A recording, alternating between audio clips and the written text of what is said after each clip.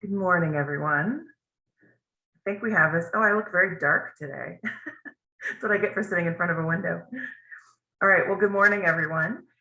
If you have, I think I have it set up so that you all are allowed to unmute yourselves. If not, and you have something to add, please put a question in the chat and I will try and navigate that.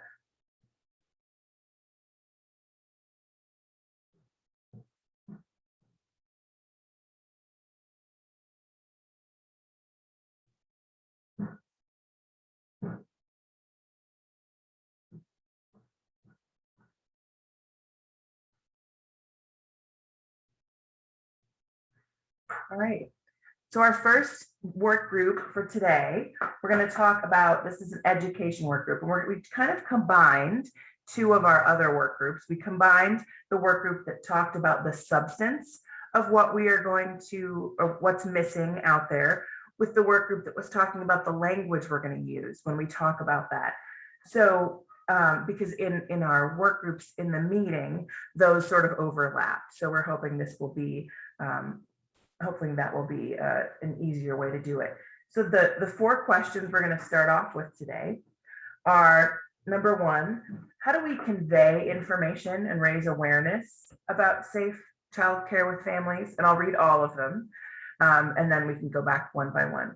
Number two, how do we raise awareness among the childcare provider community regarding current regulatory requirements, including sharing information both on how to become licensed and how to become an exempt provider.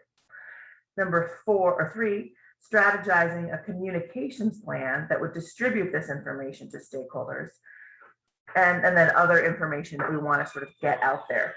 So we'll talk both about the way that we're communicating and what we're communicating. So in order to do that, I think we should start out with, first of all, if folks want to introduce themselves in the chat, just your name and whom you're with, so that we have the ability to make sure we follow up with the right folks if we need to do that.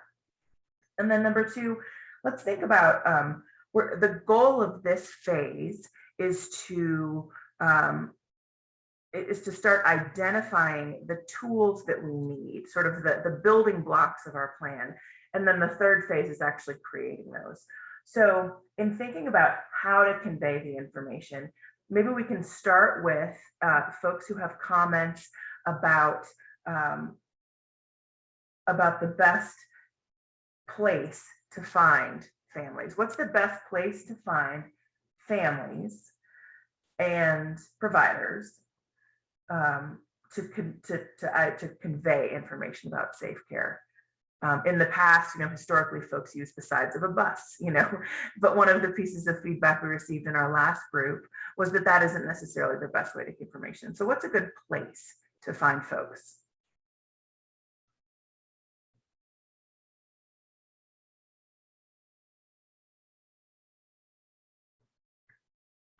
Does anyone need me to unmute them? Hi, my name is Kelsey Matthews. I am the mother of Ellie Matthews. And I think that one of the best places to find parents is in the pediatrician's office. That's somewhere that we are always at, whether it's your first child or second in our case. We have never once been asked questions about what kind of provider we use, if we use a facility. I do not recall any posters on the walls providing that type of information, including the laws regarding childcare, what exempt looks like versus non-exempt, unlicensed versus licensed. A lot of times parents look for childcare, and in our case with our first daughter, we had to try to look when I was 6 months pregnant because waiting lists were already so long. And we were new to the town of Parker and didn't really know anything other than licensed care from facilities with our firstborn. And so even those OBGYN appointments, just putting that question out there of, have you thought about, are you going to return to work once you have your baby? This is kind of what daycare situations look like for a new parent, not knowing what that future is and first time parents, they go in with a ton of questions and maybe don't focus on that until the baby's almost here. So I would suggest or recommend pediatrician offices, OBGYN offices, even labor classes, like, pre-birth classes, things like that. I know that in our case, since our daughter has passed, that is one of the questions that our pediatrician said that she has started to ask all of the families right around the 2-month check, because 12 weeks and then mom usually has to return back to work. She has stated that she now asks every single patient that she sees, as does the rest of her practice, because of our incident. Kelsey, thank you so much for all of those comments, and let me tell you that I find it amazing that you are willing and able to participate in this discussion given your family's tragedy, and also to congratulate you on the passing of the bill. That's an honor for your child, and it is exactly the kind of tragedy that your family has experienced that we're trying to prevent in this task force. So thank you for your thoughtful recommendations and for your presence here, and the bravery that you have to discuss it, and the love for your daughter that undoubtedly moves you to continue to work on this issue. So what I like the idea of pediatricians, and I like the idea of the obstetricians with the 2-month check, because what you're saying is is perfect, in that a lot of folks don't consider childcare until it's sort of too late. I know with my first child, I was shocked that we had to register so early to get on wait lists. So I think those things are a good idea.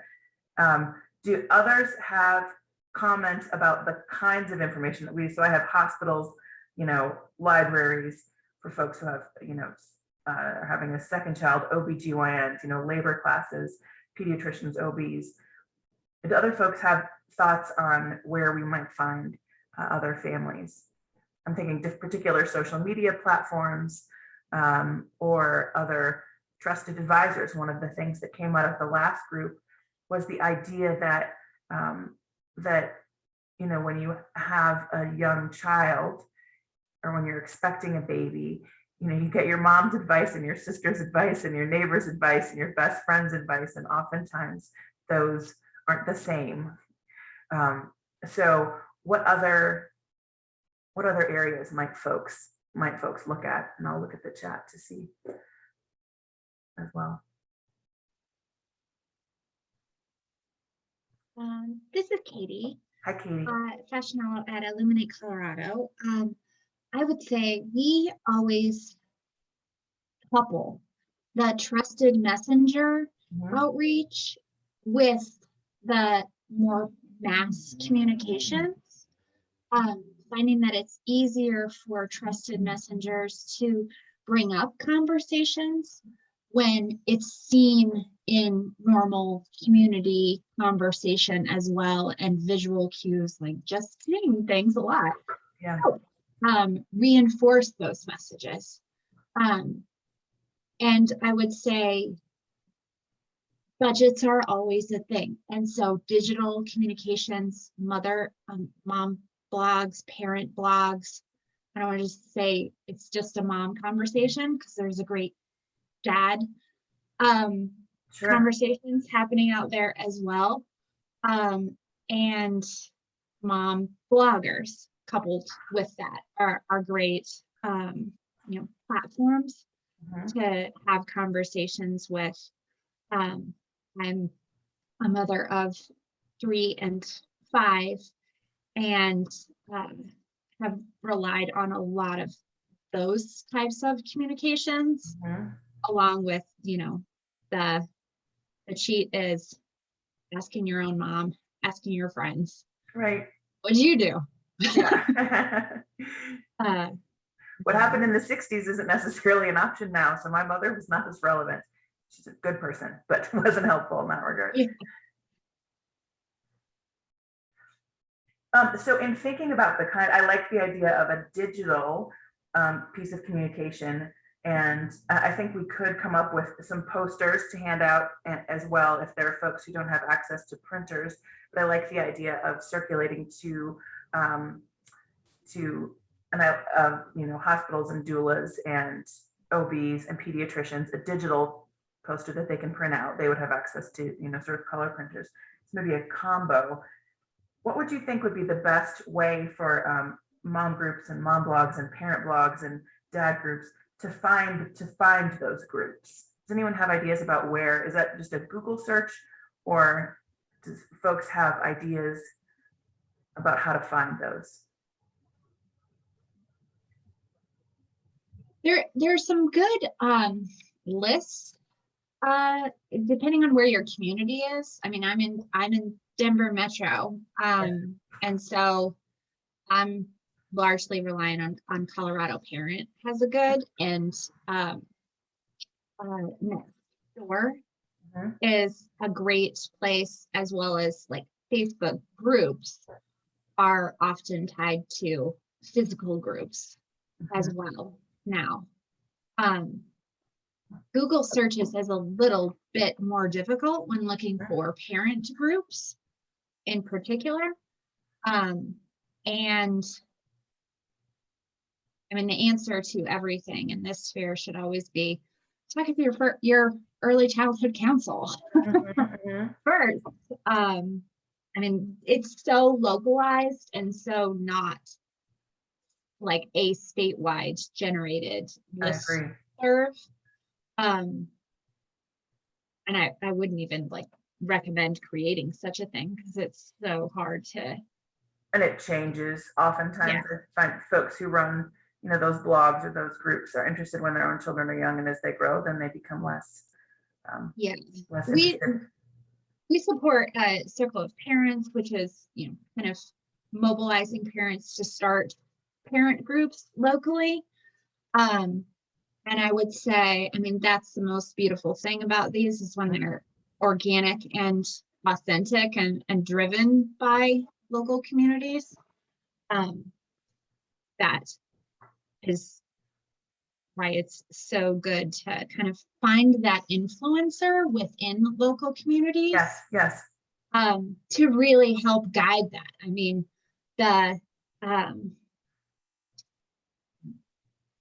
what one person's busybody on the street is another person's amazing connector. Yes. Yes, exactly. I'd love to hear from folks about how best we could use the councils, because that's a suggestion that's come up several times. And I'd love to hear your input on how we can use councils as we sort of transition from talking about how we can get information from parent to parents to how we can get information to providers. If anyone has any anecdotes or thoughts on how we could best use councils, I'd love to hear those. So, excuse me, this is Lisa Thomas down in southeastern Colorado. Hi, Lisa. Hi there. I would say that our councils are a great point of distribution. Okay. They're just so well connected, and especially with just thinking about the members that attend councils and receive information, it's a great distribution point. And who do they distribute information or connect to? Wow, that's a huge question. I would say I sit on two different councils, and I just know that in terms of getting out information, that first email that hits the council itself, your early childhood centers and all your, I mean, our board consists of people from, DHS and public health and the schools and the college. And it's a good start of a web to distribute information. So it sounds like the folks in your experience who would receive information from councils are folks who could fall into that trusted advisor category. And then it sounds like it's a good place to reach providers. Do you also feel like it's a good place to reach families and parents and care? Yeah. Well, in that our early childhood councils are connected to providers, and even with some of these, the new work that's happening around family, friends, and neighbors, I think it could be a good point of distribution to providers and people. Yep. I also think that your early childhood council is going to know how to distribute information within your area. So where are the clinics? Who are the primary care providers? You know, do we have an FRC? Kind of those different pieces. At least the two early childhood councils that I sit on, they know their communities. Perfect. That's great. Could I add, this is Danielle Butler from the Early Childhood Council of Boulder County. Thank you, Hi. Lisa. Hi. Yes, could I add that Lisa's exactly right, but there is a design that needs to be put into the program design, which is including early childhood councils early in the design process. What tends to happen is in the rush to get things done, a lot of things are done centrally in Denver with a lot of good intention, but we're on the receiving end. And then we end up managing some level of chaos to get that out and having to readapt materials, readapt messaging, because local communities in Colorado are so unique and different. And that's the magic of early childhood councils, is that we can do that. There is a mechanism in the system to do that, but we need to be involved early and often. And then the characteristic of early childhood councils is that they really want to collaborate, genuinely heart-to-heart collaboration. And that takes a little extra time. So if I could just put that in the mix, thank you. Sure. No, I appreciate that, Danielle. So when you say that, are you referring to the language used? I mean, I would envision if we're developing primarily what's a digital product, it would either be a trifold brochure or a 8.5 by 11 or other size poster. Are you thinking about the way that the information is conveyed, or the language used, or what the information is, or all? The whole kit and caboodle. There are going to be some communities where one-on-one conversations are going to work best. And if flashy brochures come to the community, sometimes they're dismissed. Yeah. So different things work in different communities. And there's also assumptions, Boulder County, it's often assumed that Boulder is going to be like Denver Metro and things are going to work. But often on this heart-to-heart work with families or with providers, it's unique and it's relationship based, and some of the we can head off some of those issues where people check out because they have a bad reaction to the information or to the presentation. Right.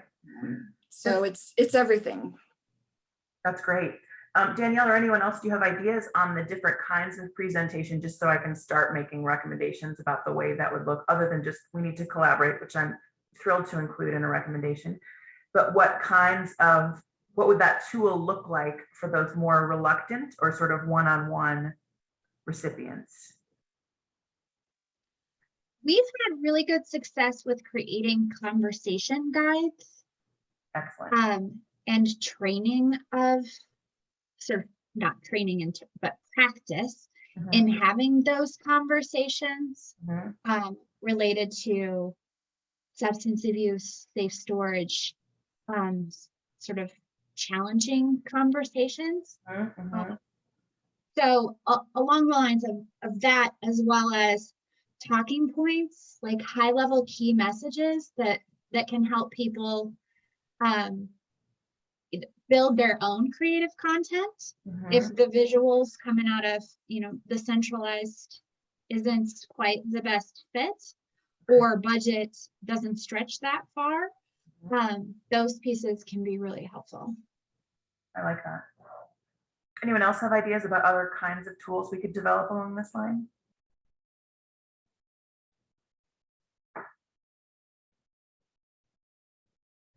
I'm looking in the chat. A more flexible way to provide written, visual, multimedia, auditory responses. Key to have one simple direct place to direct all people to the website. Do you find that if we're talking about families or providers, either bucket, that access to the internet or to social media is a barrier for some folks? Or do you find that folks have access to internet?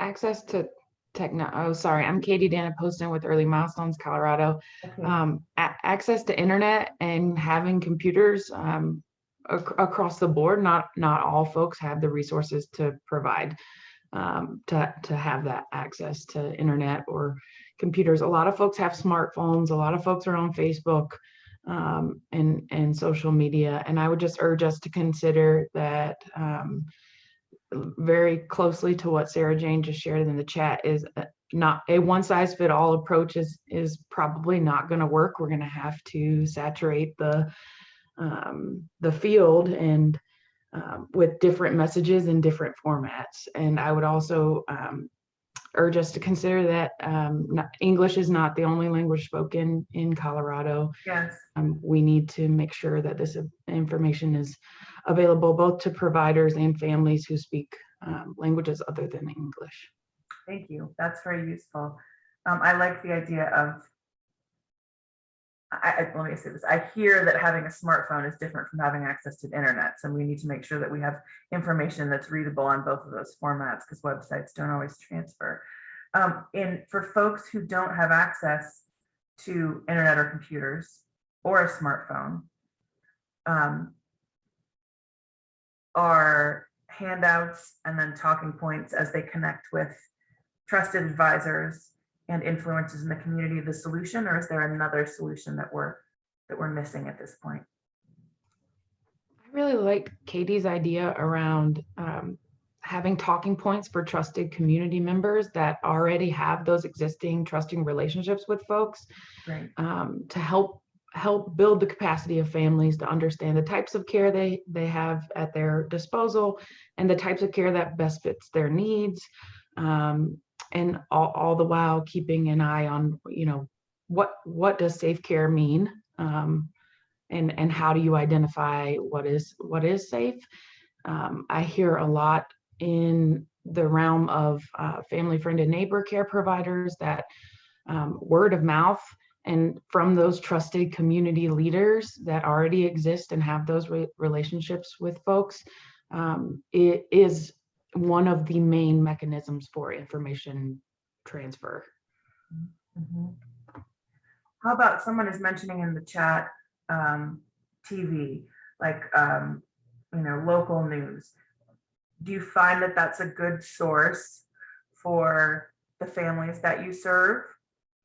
Are folks watching the news? Sort of in thinking about budget, I mean, we could do a media campaign where we let the media know so they could cover it on the news. But as far as consistent and ongoing messaging, is local news something your folks are watching, or are folks getting their news from other sources?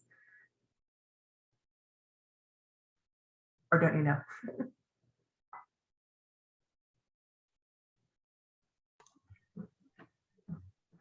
I mean, it really does kind of break down to what's the demographic of the person you're thinking of, Yes. where they get their news. So it's really hard to answer that question from a communications standpoint. Yeah. If I'm understanding the line of questioning today, it kind of feels like, and maybe I'm just not dropping in the right moment, but that there is a sort of large scale public awareness campaign that is,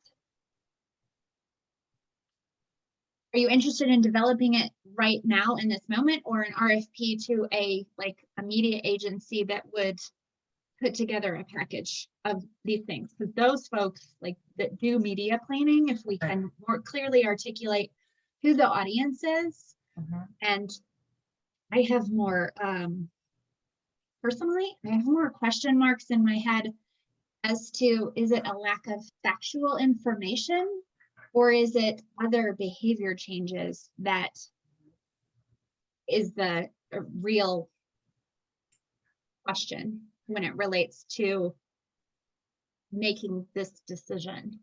Those are good questions, Katie. I think the short answer to your first question is, I think that there's a now piece that we're looking for solutions to, and then potentially a greater, ongoing, is my understanding. It's sort of both.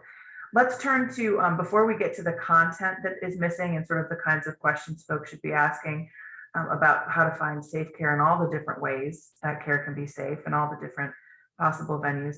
Let's talk about the behavior change. I like that. So if we're talking here about about an education plan or a communication plan that is getting information, right? Which could be sort of a one positive information or a starting of a conversation.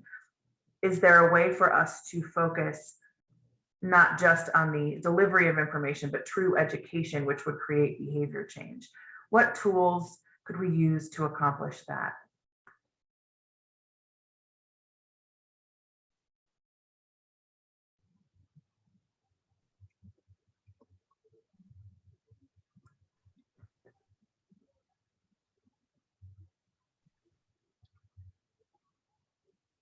I think this is Amber Bilby. I'm a family child care provider, and I'm also the Okay. president of the State Association of Family Child Care. But I think a big thing with that is the language that's used and how it's presented is also going to be a big factor, and it's going to change from the demographics as well.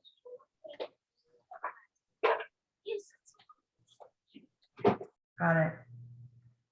Katie, when you used that phrase behavior change, what did that mean to you? What were you thinking about when you used that phrase? I want to make sure we're addressing your question. I'm not trying to put you on the spot. No, that's okay. I'm just pausing for a minute so I can explain it as best as I can. I think sometimes when I approach these safety issues with kids, we often think that parents have this lack of information. Well, if they just knew X, Y, or Z, if they just knew that this was illegal, if they just knew that it's unsafe to do, I don't know how else to explain that, but it feels like we're talking about the legality of something. Mm-hmm. And my gut is just making me nervous that I don't feel like I know enough to know if I told you that was illegal, Mm-hmm. would that change your behavior? Mm-hmm. Would you choose something differently? Mm-hmm. Or is it really just an entire different set of circumstances? Because we have a separate campaign called Smart Choices Save Kids, based on the sort of notion that parents and caregivers are always put in a position that they have to make choices. Mm-hmm. You have to choose between, I'm just going to use my personal morning experience. You have to choose between your sanity and the best case scenario. So is it right that my kids are totally on screen time today? Is that the best choice? No, but it's the right choice for me right now in this moment. Right. And that's a behavior to me. I know factually that screen time has repercussions if I do it too much, but I'm faced with a set of circumstances that I have to make the choice right now. Yes. And so Yes. childcare feels really similar to me, is that parents are put in a position and they're in an environment around them and having to make a choice. And so just saying that it's illegal, and I've known numerous stories where parents have chosen to leave their kiddos with older siblings, Right. or boyfriends. I like safe caregiver issues that it's not really around, is that safe, is that unsafe? It's just a set of circumstances in life. So I don't know if that helps, but That was very helpful. that's kind of coming up for me right now. Yeah, that's very helpful. That might be an interesting sort of survey question for the entire group to see if folks are willing to sort of think about that and then share their thoughts, because that might be one we have to meditate on a little bit. Coming from a parent perspective, like in our case, we found out about our provider through word of mouth. And we started using her in 2017 from a licensed center. We switched over from licensed to her. And we did not know about the exemption law at that time. And we honestly did not find out about the exemption law until Ellie died. And then that's when we started learning about licensed versus unlicensed. And oh, by the way, there's exempt as well. Before that, we thought there was just unlicensed and licensed. And we thought that really the only difference was the state regulated one and didn't regulate the other. And when in listening to the interviews that other parents had about the provider, a lot of them didn't even ask all of the questions that we did to the provider. You know, it was word of mouth from a sister or a brother or a cousin. And since family was the one who was giving the recommendation, that's it. They didn't ask questions. Some of them, like Katie said, asked her if she was licensed or not. And she said, no, I'm not. And they were okay with that, you know, and I mean, we knew that she was unlicensed too, but if we would have known that there was an actual exemption law and that she was only allowed 4 kids, we wouldn't, in our case, have taken our child there. And then when Ellie was born, we wouldn't have taken her there either. We would have found another in-home provider. So I think that Katie is right. It comes down to a lot of situations. I know that unlicensed parents that use unlicensed usually get the rap or the stereotype of, you know, they needed cheaper care, and home unlicensed is cheaper. And so for some families, it's that as well. And so Katie, again, I believe she's right. If parents, like in our case, if we would have known what exempt was, if we would have saw that when we looked at the Colorado Shines page right away, we probably wouldn't have taken our oldest daughter there. And then in retrospect, not have taken Ellie there. But we didn't know that. Whereas some of the families that went there, you know, they knew that she was unlicensed. I don't know if I would believe that they didn't know about the exemption law, but even after Ellie died and they knew what had happened, they still continued to take their children there. And they took their children there up until the day that she was arrested. So it comes really down to, I think, also the relationship that the parents have with the provider. In our case, you know, she was a master manipulator. And if we're not getting resources from anywhere else, like, you know, we looked into her when we first reviewed her, we looked on Colorado Shines, we did all of that, and we didn't see the exemption stuff. We asked her questions when we went there. You know, we spoke about how she was unlicensed and her reasons for it. But there was no follow-up education for us in the meantime, you know, so there wasn't, like when I was pregnant with Ellie, back to like the pediatrician's office and the OBs, there wasn't anything like, oh, well, here's the updates and, you know, licensed care and unlicensed care and things like that. So I think that when it comes down to it, a lot of parents are uneducated about care. And when you can't find licensed care, you resort to unlicensed care. And to parents, it comes sometimes selfishly, it comes down to, I have to work to make money to provide for my family. And I have this person that's willing to watch my child, and they take that risk. Well, Kelsey, I don't know that I thank you for those points. I think that's right where we need to be. And I think it's important to remember that it's not a selfish decision as a parent to choose care you can afford. Or, you know, to Katie's point, you know, sometimes you make choices that your family needs to in the time. You know, it's the whether it's perfect or not. So I do think it's important to be careful about the language that we use to make sure that folks understand that we understand that they're, you know, doing the best they can and making the best choices for their family. And what's the best choice for one family may not be the best choice for another family. I also like your point about the relationship with the provider, whether your provider is a, you know, master manipulator as she was in your case, Kelsey, or whether she is or he is just someone with whom parents have a complicated relationship. When you're leaving your child with someone, you want to believe that they're safe. So I don't know that parents are eager to find things that are wrong with providers because they want to feel good about their choice. Does that resonate with you all, or does that feel incorrect? One thing to follow up with that on when we went to the Colorado Shines website, Mhm. we went there the very first time with the purpose of finding a licensed provider that was in home. Mhm. And on, like, again, with, I know that we talked about earlier with the way that things are presented, it very much felt like a forceful, I don't know if that's the right word.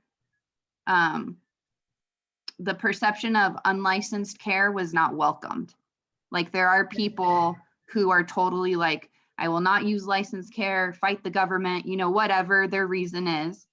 And so going to a site that is outlined where it kind of feels like it's throwing licensed care straight in your face, Uh-huh. not allowing for that knowledge and education of what to look out for if you are using unlicensed or, you know, family friendly neighborhood, Mhm. I think would help draw in a different demographic. Maybe, you know, it'd be like if you had to make a very hard choice in life,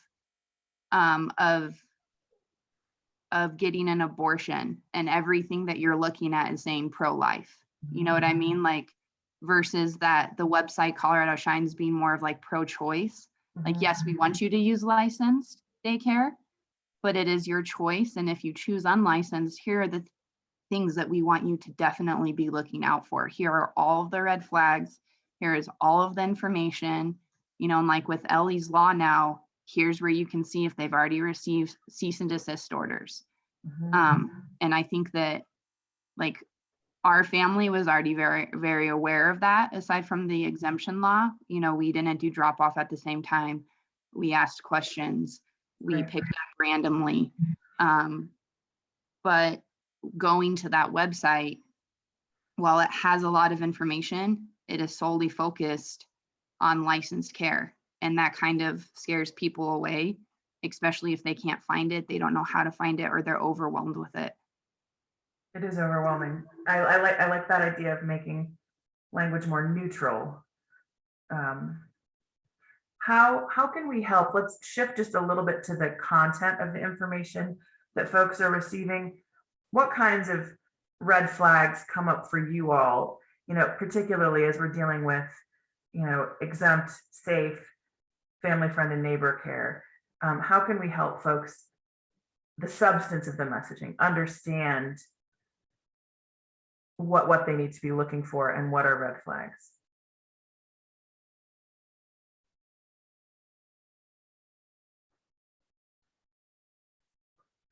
For example, would it be useful to have folks understand, you know, the number of children, the cap on the number of children and why that's important?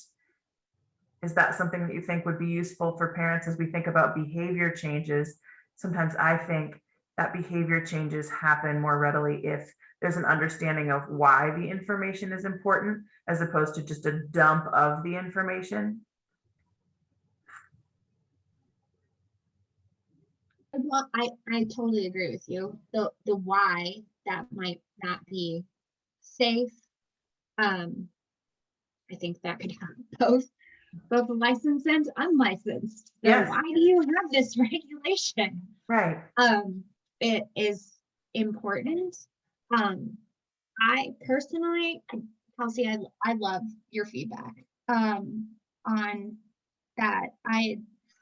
I was working in the Department of Human Services when I had my first baby and chose family friend, neighbor, family actually, to be my primary childcare, and felt that real disconnect as I was trying to learn.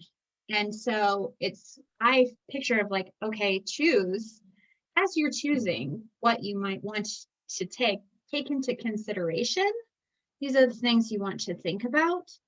That looks a lot different. And honestly, it is greater value to me in doing that license, because you kind of feel that safety of an authority has ensured some level of regulations and things here, but there are also benefits in this other category that for me outweighed that.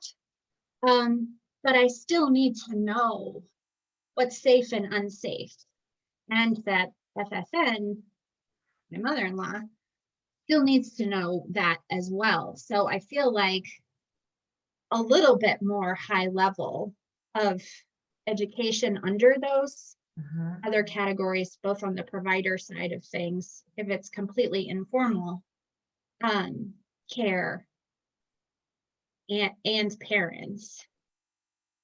I still think back through like getting that information through my hospital as I was taking those classes. I mean, that's when I was absorbing everything, when baby was in belly and trying to get everything figured out. If I'm thinking back to those years. Chaotic days for sure. Some of the comments in the chat suggesting a page specifically for families and or unlicensed care, or somehow simplify the information from the OAC that explains the difference, the concern being that the info that's out there now is sort of it's too much, it's sort of too detailed. And then a comment, I feel like change of behavior comes from gaining knowledge about the topic, providing physical flyers in OB offices, pediatricians, multimedia, ad and parent groups, Instagram, TikTok, etc. Something sort of immediate. Okay, come on. Am I right? I don't remember doing it, but am I right that you can call Colorado Shines and they will kind of talk you through options to some degree? Is there a level of education at that point verbally along the lines of like the trusted messenger that could be helpful in educating folks? I don't know if that's a service Colorado Shines provides. Mark, do you know? Just to put you on the spot there. I was just going to send a chat. I'm honestly not sure what they might communicate to anybody who calls. I'm not sure if we have anybody else that might know that. I know. Yeah. Yeah. I could find that out though. Let me find that out. Yeah, right we now. can certainly just put that as a question. So let me work on that answer. That seems like an important part, because like Colorado Shines still is this huge piece that we want to promote in Colorado as really a best resource to find out. But it feels like maybe bringing that a little bit more high level in an educational piece. Yeah, like through, 211's handling some of those calls, but some scripting there to help talk through as this campaign rolls out, as the sometimes you just need to talk to somebody. Yeah. A point in the chat, many families choose friends, family, neighbor care because of the language spoken, cultural background. They're unsafe players in all subsections of early care and education system. It's absolutely true. All of the subsections offer different benefits. So maybe conversations about what safe care looks like despite the setting or license status. I like that idea of sort of thinking about what safe care looks like. What kinds of things, can you guys think about what, if we were to put together content, what are attributes of safe care that would apply to everyone that parents could look for if we were going to do sort of a talking points or a checklist? And I'm not suggesting that we necessarily would, but what would that look like? What does safe care look like?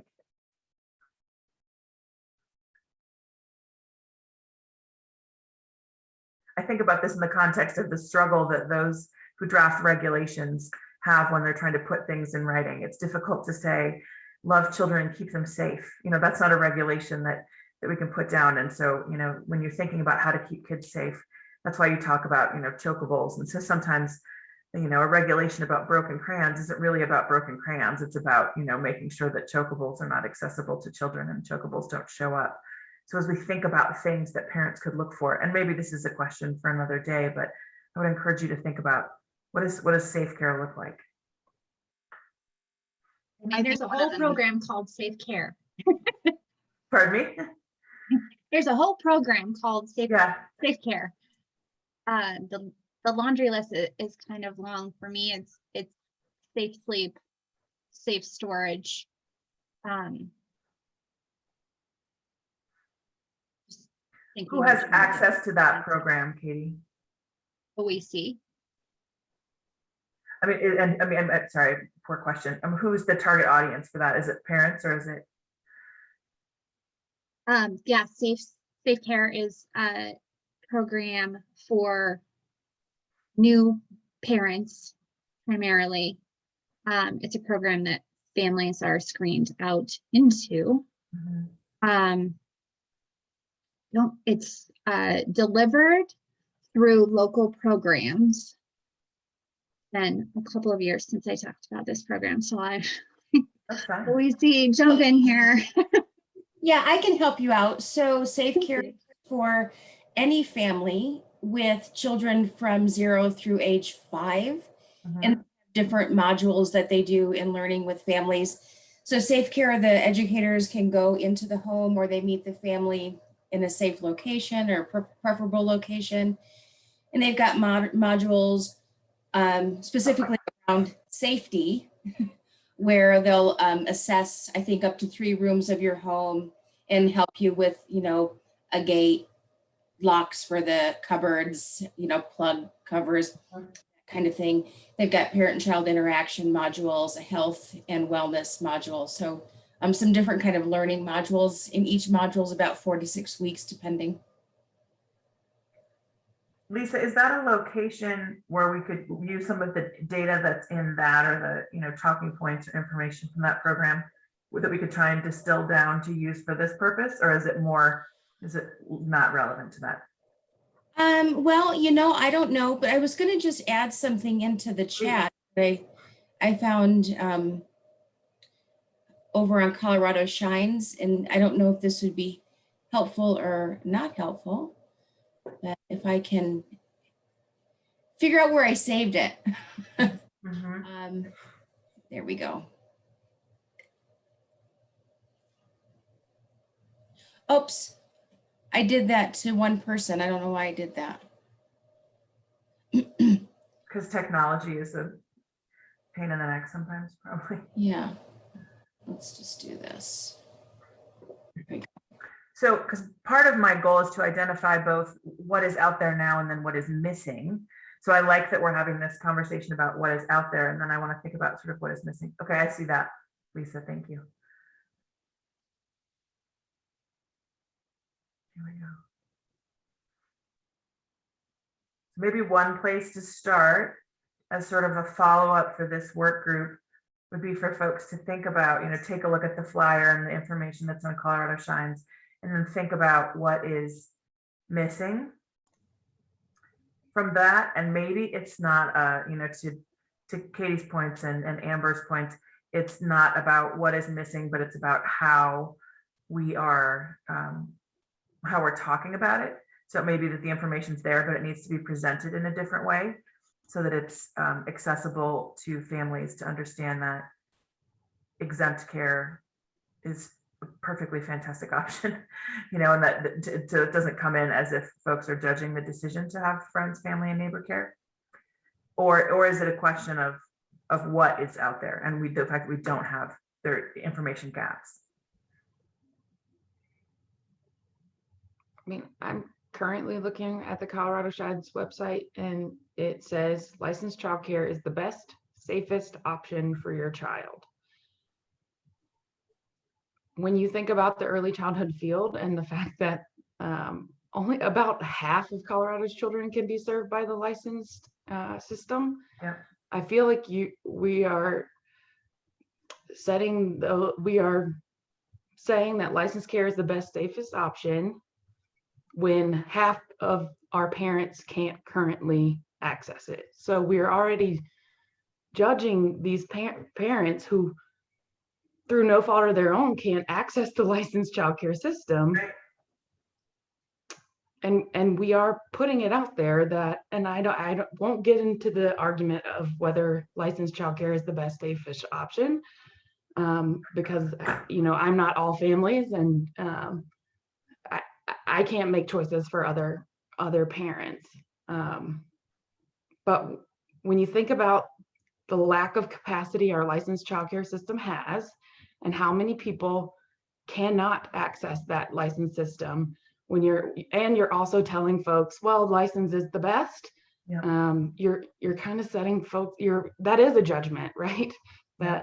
That you're setting folks up for half of our parents up for failure if you're putting that information in their heads and then they, for whatever reason, can't access that system. But a better way to reframe, I'm wholly like, so I will say that, like, I didn't choose that. And so did I choose a worse? Like, that's really, really, I'm already shaming myself constantly as a parent. It's really hard to hear. But I would say like a better way to connect with parents is that you can feel confident that your child is in a safe environment where, and then kind of connecting with benefits of being a licensed, because that's what it is to me, is this the level of confidence that parents can have. And then in these other areas, we want to help them build that confidence by this is unregulated, or this is, exempt, and here's the things that you want to look for, because we're not taking a look. And so here's your checklist of things to talk about with your provider. It's kind of that level of thinking. Love that observation. I'm sure I've even copied and pasted that language into my social media promoting it. And it's just kind of hitting me in a very different place right now. The word best. Thank you, Katie. That's helpful. And both Katies. Thank you. What else can we think about as far as what I'm just gonna say, I mean, the fact, Kelsey, I'm just continually amazed that you put yourself through this, sharing your experience repeatedly, and having not spent much time. Ellie's Law, is it in effect upon signing, or are there other milestones around that? And so the original date that it was supposed to be uploaded to Colorado Shines was in July, but they are going through 2 software updates, I believe. So there was a change in that. And so I believe now the law states that it will be published on Colorado Shines in regards to being able to see cease and desist orders from unlicensed providers by the beginning of 2022. However, I believe I recall somebody stating that there would be a spreadsheet of unlicensed providers. So it's not exactly like you can go into the Colorado Shines and just type in somebody's name and it, pulls up and says like they're unlicensed, or they are licensed, or they have this many cease and desist orders, or we have no record of them. It doesn't pull up that way until those software updates later this year are made. But I believe next year that's my understanding of how it pulls up, is you go into the search engine part and you put in the person's name or address, and it will pull up any information if they have received 1 cease and desist or more to stop for unlicensed care. So that's the part of the bill that kind of are the law, I guess now. I keep calling it a bill. It just recently was signed, so trying to change that language. That's part of it. And then the other part is just the enforcement, or I guess repercussions, if an unlicensed provider chooses not to shut down. They have changed the language and made it a little bit more impactful, I guess you could say, versus what was in the law prior to Ellie's. So can I ask, I'm hesitant to even put you on the spot. You can ask. I mean, your story and your experience is so impactful, but I'm thinking of me as a mother, and it kind of pains me that you have to keep going through telling this over and over again. And so I'm kind of wondering if like kind of a recording of like Kelsey explaining the, the importance of some of this stuff might be a good piece of awareness. And I have instead talked of to, asking you to do that over and over and over again with the media or something along those lines. yeah, there are a little bit of legalities on our end. So if I were to do something like that, I would definitely have to have one of our attorneys present, just for some stuff that's going on. Because at the same time, we are still currently within the criminal process of the provider who has been charged. We're just waiting all of the court, things of that nature. Honestly, and this is different for every person who goes through grief, but sharing Ellie's story keeps her alive, even if it's tragic. Talking about it and sharing it, even if it's the same story, even if it's the testimony that I provided during legislation over and over and over again, I think is impactful. I have talked to Michelle. I talked to her at the signing, and I told her that I'd be more than happy to come in and speak to the task force and share our story. And that's kind of, why I'm in some of these meetings today, is because, while this has happened to now 20 families, 21 in Colorado, it is important to give the perspective from the parents' point of view, the things that we went through, what led us to choose our provider versus, the licensed facility that we were in, what we looked for. Because I feel like, and Deborah Takahara asked me this, like, what should parents look out for? And my answer is, I don't know, because we looked out for everything. We, we did drop-offs at random times, pickups at random times, not letting her know when we were coming. I took her children to school because I'm their teacher, or I was their former teacher, and I had a connection with her kids, and they never mentioned anything, which in retrospect, that's probably what they're used to, and even like our living daughter, in retrospect, once she's very advanced linguistically, but once she became of age to tell us, she didn't know that 16 kids in the house was too many. That's what she had been living for the past 2 years. So when we asked her if her friends were at daycare, she would say, yeah, and we knew her friends by name. We always saw the same parents dropping off. The provider always had an excuse or a reason that seemed logical.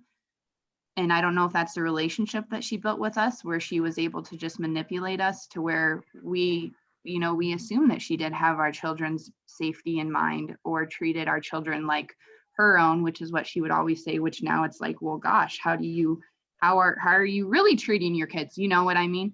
But I'm more than happy to share what I can with the process that we've gone through to make a difference, even in like, the coming up meetings of like law enforcement, or when neglect, abuse, or death happens, what kind of information to convey.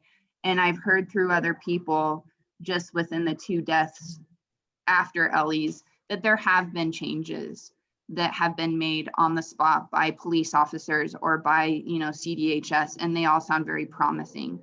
And so I don't know if I'm answering your question or just rambling at this point, but I understand that grief and death can be a very powerful tool. And I'm more than happy to be that reality to other parents and share anything and everything I can. Even with the harsh criticism that we face within the public eye, which kind of comes back to the conversations that we were talking about earlier with the way that that information is presented on Colorado Shines. You know, in the very beginning, before people knew it was our family, before we were found out, just within the local mom groups posting, people would think that, for lack of better, verbiage, that we were white trash, that we were negligent parents to begin with. Why would we ever choose unlicensed care? This woman must have been running it out of the basement. How stupid are we? Is there, I read a comment once that said, well, is there a law that prevents the mom from being a parent anymore? Stuff. And it's just the stereotype that comes with licensed care and what licensed care is, and not the reality of what we've talked about here, where it doesn't fit all families. It doesn't fit all parents. There's people who have had incidents within licensed care as well, going back to pro-choice, and that's, I think, not only do we need to educate parents, but the community as a whole. Because after Ellie died, there were plenty of community members that came out to say, I walked by that house every single day. There's people that lived on that street who I have students of. And, I know that they saw all those cars. I know that they did. And yet they didn't call in. And maybe it's because they didn't want to get involved. Maybe it's because their notion was, well, that's not my business. Or maybe it's because they didn't know how. They didn't know who to, and we've talked to people who did report our provider and reported it to the wrong agency. And so then it's like, okay, well, how do agencies talk to each other? Or did she get, put in contact with the correct agency? So it's not just a choosing childcare. It's a, what's happened to the world, and why are we not looking out for our neighbors and not looking out for the children, regardless of if we know them or not. And I think that that's kind of what we need to change it to, is, yes, we need to educate parents. Yes, we need to figure out all the loopholes. Yes, we need to figure out how, like in our case, the provider drug, the government through the gray area within the laws. There's a lot that we need to figure out, and we will continue to share our story as long as it continues to help people and continues to protect future children, so that other parents and other families do not have to go through what we did. Thank you so much. Kelsey, when you talk, it's just a showstopper. Your passion and the way you're able to articulate your own grief is it's amazing. Thank you. Thank you for sharing that. Yeah, thank you guys for always listening to the ideas. I know some of the representatives I talked to early on probably did not like what I had to say as much. But I mean, we're here to help, and at the end of the day, doing the blame game isn't going to bring Ellie back, isn't going to bring the other children back. All that we can do is learn, from what we've given. There was a quote that I came across very early on in Ellie's death that said, you either get bitter or you get better. It's that simple. You either take what has been dealt to you and allow it to make you a better person, or you allow it to tear you down. The choice does not belong to fate, it belongs to you.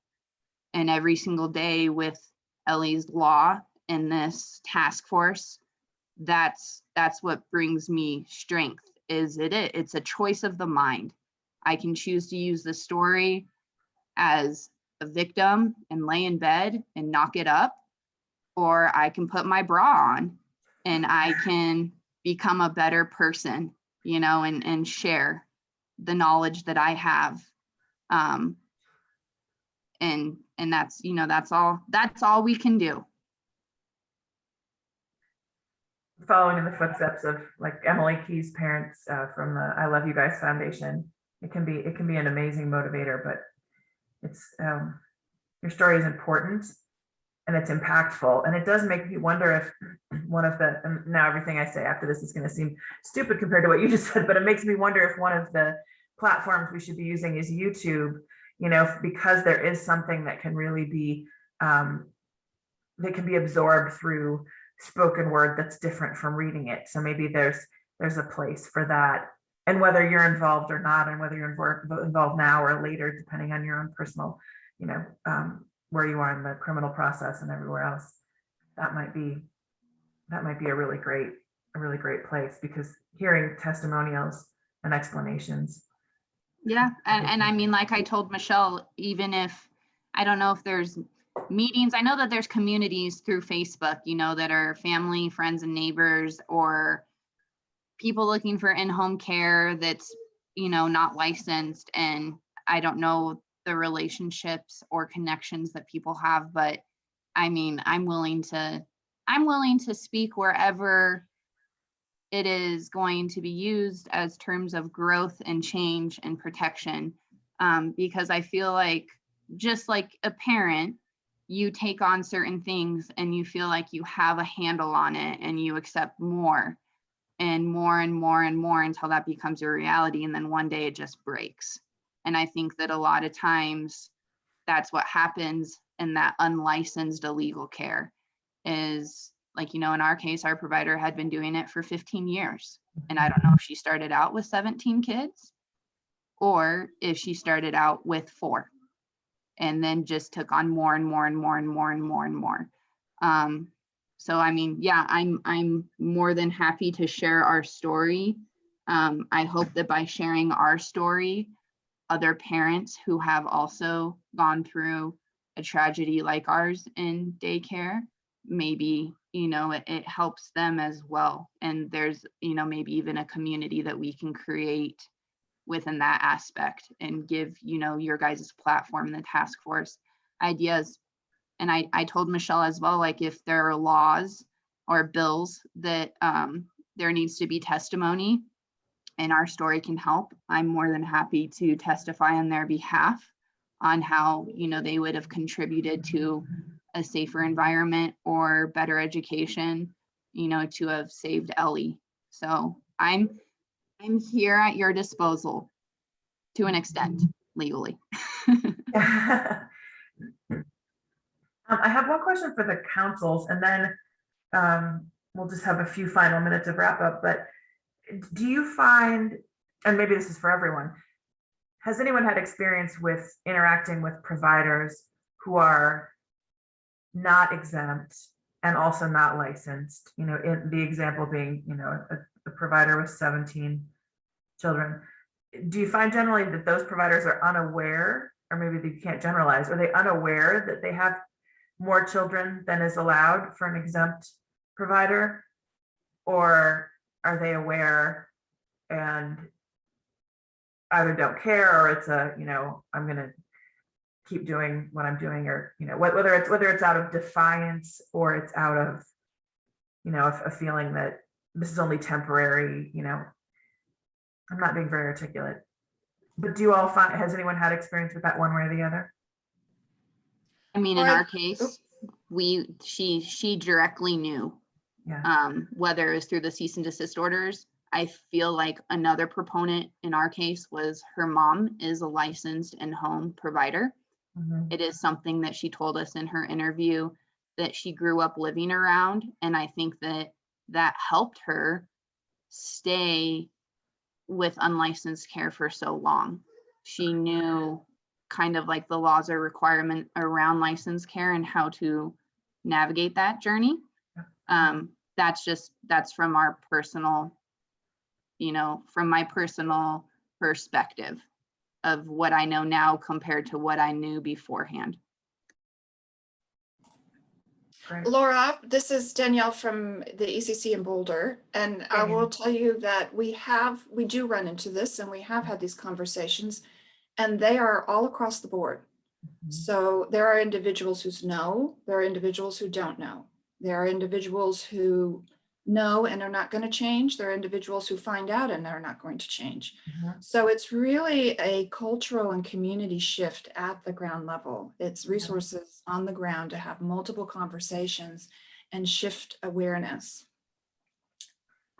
I hear that, and that to me, because I was thinking about the earlier comments about the difference between sort of an information dump and actual education and behavior change, some of the points Katie and others have made.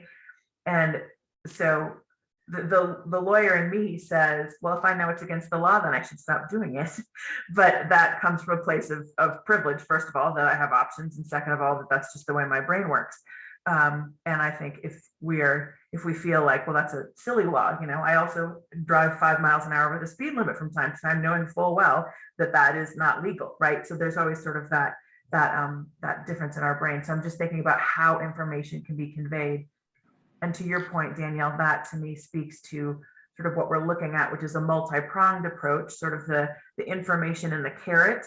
And part of the carrot is if we educate parents about what's safe and legal, then presumably providers will change because they need those families in order to earn their income. And then also an enforcement piece. So sort of, that's a really good point. And as a privileged white person myself, and my experience in the field, there's an assumption that what I call the middle class model assumption, that if we educate and parents understand, and then it'll be market driven. Childcare just does not work that way. Childcare works the way that Kelsey was describing: multiple conversations, multiple complex conversations, answers that you think are answers, but then they're not answers. So it's just it's not impossible. I'm so excited this work is being done. I'm so grateful to Kelsey for speaking up and for this group being pulled together, this task force. But what I think you're really heading in the right direction. I would love to see from the beginning a measurement of attitude and then behavior.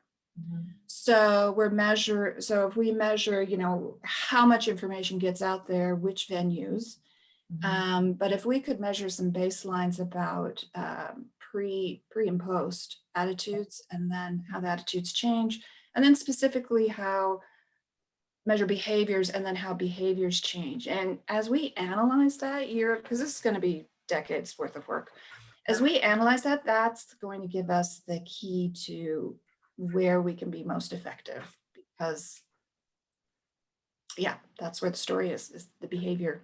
I love it. I love it. I feel like this conversation, when you go into a work group like this, there's always the fear, like, is it just going to be me rambling on about nothing and folks aren't participating? I just want to thank you all so much for sharing your experiences and your smarts and contributing to exactly, staying on topic. And because our goal was to identify, just to sort of revisit, was to identify tools that we need and what data is missing, what educational materials are missing, and then how we convey it. And I really feel like I've gotten a lot of important information. So you as a subgroup could continue to meet. We could facilitate another meeting. We will probably do that after the next meeting, after the July 1st meeting. We'll have one more meeting of this subgroup or a slight variation of this subgroup. But as you're thinking, don't feel like you have to wait for the next meeting or wait for the next working group. Feel free. I've gotten some great emails, sort of brain dump documents from people, ideas. We're gathering all of that because some things feel better. Sometimes people process better in writing. I know I do.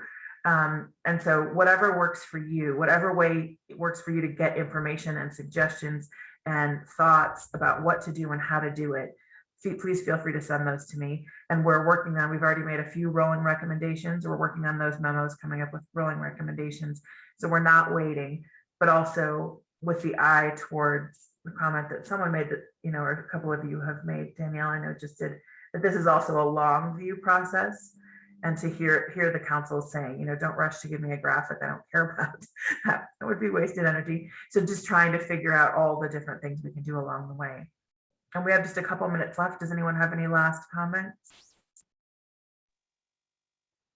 I am the co-chair of ECLC's Communications Subcommittee. And so I don't know if any others, I know we're all very, Lindley came and talked about this subject with us as well. We are absolutely here to support any additional messaging and anything that should come of this. in the immediate or long term, of course. But one thing, there was definitely a reaction, and unfortunately I've seen it in the headlines of, there's a lot of context that comes with the word illegal. And there was, as we were sort of reacting to the whole topic, commissioners in that group kind of favored the coupling of unsafe and illegal instead of just the connotation that comes around the word illegal. Just purely like, I was sent here to convey information and I have not conveyed that information. Excellent, thank you. No, I appreciate that's good. And that feedback was sort of loud and clear after our first meeting, which is why they changed the name of the task force, right? I mean, so I think that's good. I think we all sometimes have words that slip into our lexicon because we're used to using them, but absolutely, I think that goes hand in hand with the goal of a more neutral presentation of options and supporting parents. It's an option in the statute. It's an option we should honor in the same way that we honor licensed care. So that's helpful. And then similarly from that group, that's kind of coming up for me is like, we always know trusted messengers is so important when talking to parents about any kind of topic. And we always know that we would rely on our early childhood counsels. And so I have sort of a question on your behalf. Do you have a communications person on staff as centralized campaigns continually roll out through you? That is it cumbersome to be asked to review talking points, put up posters, put digital media, do all of those things from a local person?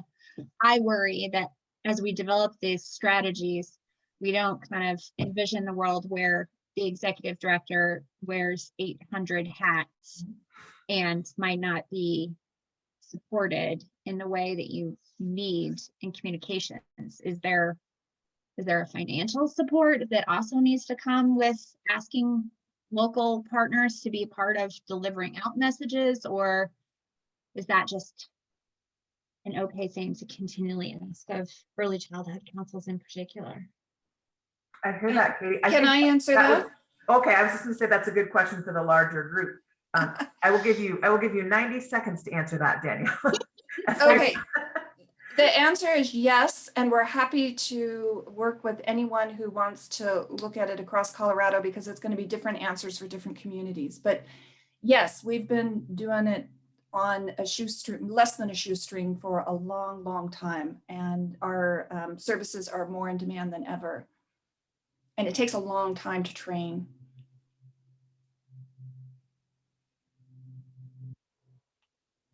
And we'd love to help. We'll be right there in less than 2 seconds.